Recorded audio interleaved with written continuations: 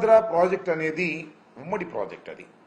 అది కర్ణాటక, ఆంధ్రప్రదేశ్, కొద్దిగా తెలంగాణ, ఈ 3 రాష్ట్రాలకి సంబంధించినటువంటి ఉమ్మడి ప్రాజెక్ట్. దీని నిర్వహణకి తుంగభద్ర బోర్డు ఉంటుంది. కర్ణాటక, మనము, దానితో పాటు సిడబ్ల్యూసి సెంట్రల్ వాటర్ కమిషన్ వారు కూడా 3 రాష్ట్రాలకి సంబంధించినటువంటి ప్రాజెక్ట్ కాబట్టి నిర్వహణలో వారు బాధ్యత తీసుకుంటారు. చైర్మన్గా వారు ఉంటారు. ఇది దాని కన్స్ట్రక్షన్.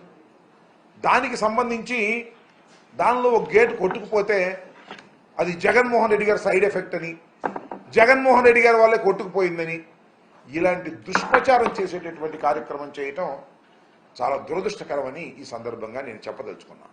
ఏది జరిగినా అది జగన్మోహన్ రెడ్డి గారి అకౌంట్లో వేసేసి తప్పుకోవాలని చంద్రబాబు నాయుడు గారు, తెలుగుదేశం ప్రభుత్వం, ఎల్లో మీడియా ప్రయత్నం చేయటం అనేది దుర్మార్గమైనటువంటి అంశం.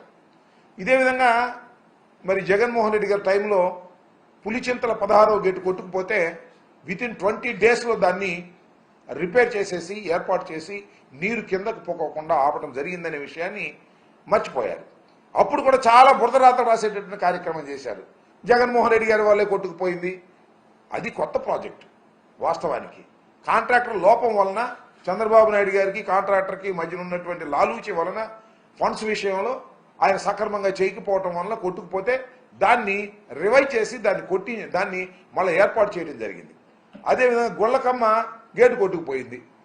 గుళ్ళకమ్మ గేటుకు కొట్టుకుపోయినా జగన్మోహన్ రెడ్డి గారు దీనికి కారణం అనేటువంటి మాట మాట్లాడారు. ఆ రోజున చెప్పాను నేను మంత్రిగా ఉన్నప్పుడు, ఈ రోజున చెప్తున్నాను, గుళ్ళకమ్మ కొట్టుకుపోవడానికి, గేటు కొట్టుకుపోవడానికి చంద్రబాబు నాయుడు గారు తన హయాంలో చేసినటువంటి అలసత్వం. ఎందుకు చెప్తున్నానంటే, చంద్రబాబు నాయుడు గారు 5 సంవత్సరాలు పరిపాలించాడు కదా పోయినసారి. అప్పుడు గుళ్ళకమ్మకి 5 to 6 crores ఖర్చు పెట్టారు. దేనికి ఖర్చు పెట్టారు తెలుసా? పెయింట్ వేయటానికి, విగ్రహం కట్టడానికి, అక్కడ బ్యూటిఫికేషన్ కోసం 6 crores దే స్పెండ్. గేట్ల కోసం 1 కోటి కూడా ఖర్చు పెట్టాల.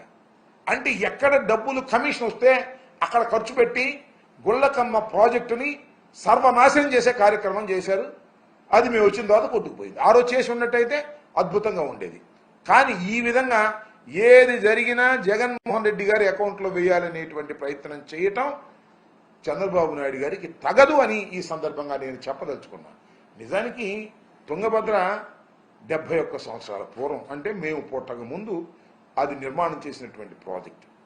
చాలా పత్రికల్లో, వాళ్ళ పత్రికల్లోనూ రాశారు 45 సంవత్సరాలు వరకు అది గ్యారంటీ పీరియడ్. 45 సంవత్సరాలు దాటి ఇప్పుడు 71 సంవత్సరం అయింది. దాని రిపేర్లు ఎప్పటికప్పుడు చేస్తూ ఉండాలి. 45 సంవత్సరాల నుంచి కూడా సక్రమంగా చేస్తూ ఉండాలి. చంద్రబాబు నాయుడు గారు ఎన్ని సంవత్సరాలు పరిపాలన చేశారో మీకు తెలుసు.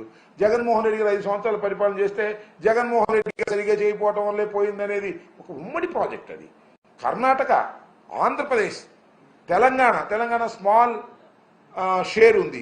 మొత్తం సిడబ్ల్యూసి చూసుకుంటుంది. ఆ నిర్వహణ వేరే ఉంటుంది. ఫండ్స్ మనం కేటాయిస్తాం. అయితే మనకు కూడా కొంత అజమాయిషి ఉండే మాట వాస్తవం.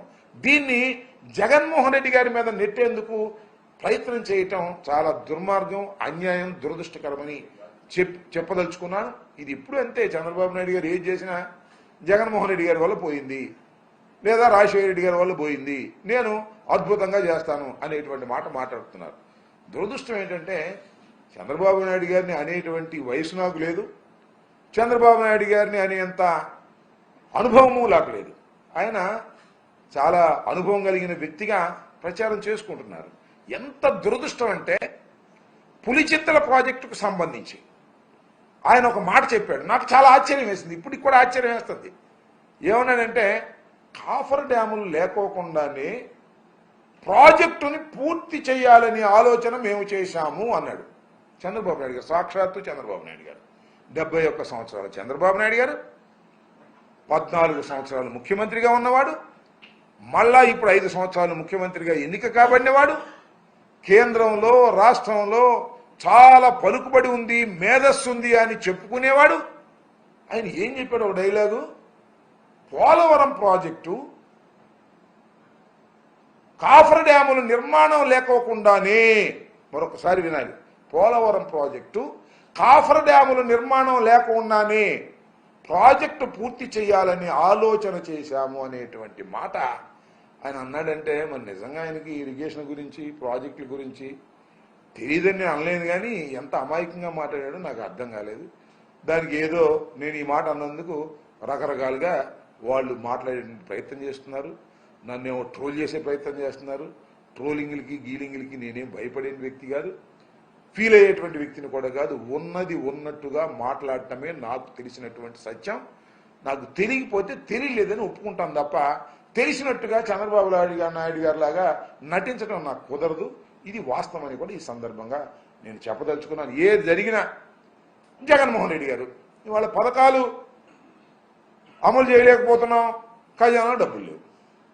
జగన్మోహన్ రెడ్డి గారు ఖజానా మొత్తం ఖాళీ చేశాడు.